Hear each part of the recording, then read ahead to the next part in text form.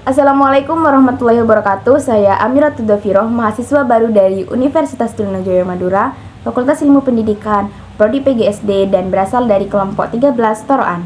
Di sini saya akan mengajarkan penugasan resume materi. Silahkan simak videonya.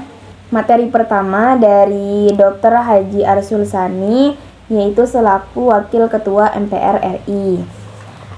Beliau menyampaikan tentang sinergisitas agama dan kebangsaan, relasi Islam dan negara, 4 konsensus bernegara, pandangan NU tentang NKRI, Pancasila, dan UUD 1945. Beliau juga menyampaikan 3 paradigma hubungan Islam dan negara. Yang pertama yaitu integrated agama dan negara merupakan satu kesatuan yang tidak terpisahkan. Yang kedua, simbiotik agama dan negara saling terkait dan berhubungan, yaitu tokohnya Ibnu Taimiyah. Yang ketiga, yaitu sekularistik agama dan negara perlu dipisahkan, karena paradigma ini menolak paradigma yang pertama dan kedua. Pelopornya yaitu Ali Abdur Razik. Materi selanjutnya saya agak lupa yang disampaikan oleh siapa, karena saya agak kurang dengar gitu, soalnya saya di belakang, jadi saya minta maaf. Saya hanya akan membaca beberapa materi yang saya catat saja. Yang pertama, mengapa mahasiswa perlu dimantapkan dalam nilai-nilai kebangsaan? Yaitu karena arti maha sendiri yaitu semacam kehebatan. Jadi harus dimantapkan karena akan menjadi orang yang hebat.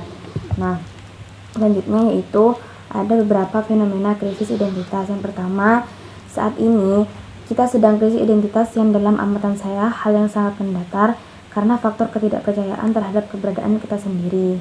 Hal itu dimulai dari hal kecil yang tidak kita sadari. Yang kedua, tidak puas dengan penampilan diri kita, maka terjadilah proses peniruan atau imitasi.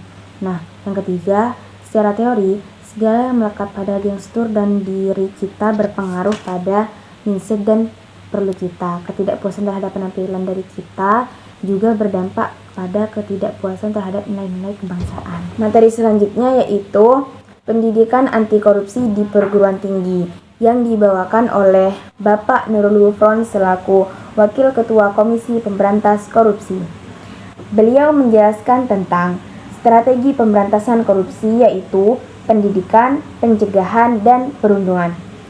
Ada juga pencegahan korupsi dan pendidikan anti korupsi. Yang pertama, target sistem. Yang kedua, indeks persepsi korupsi atau IPK. Yang ketiga, skor IPK tinggi menunjukkan bahwa negara berkualitas.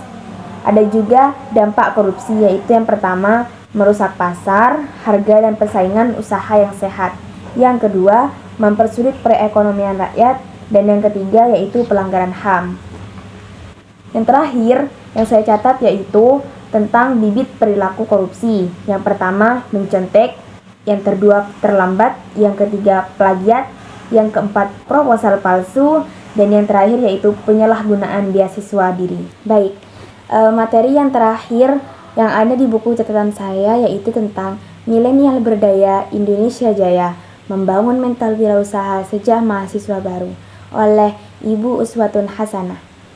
Di sini Ibu Uswatun Hasanah memberikan salah satu pertanyaan yaitu tentang potensi kita banyak tapi kehidupan belum maksimal. Kenapa?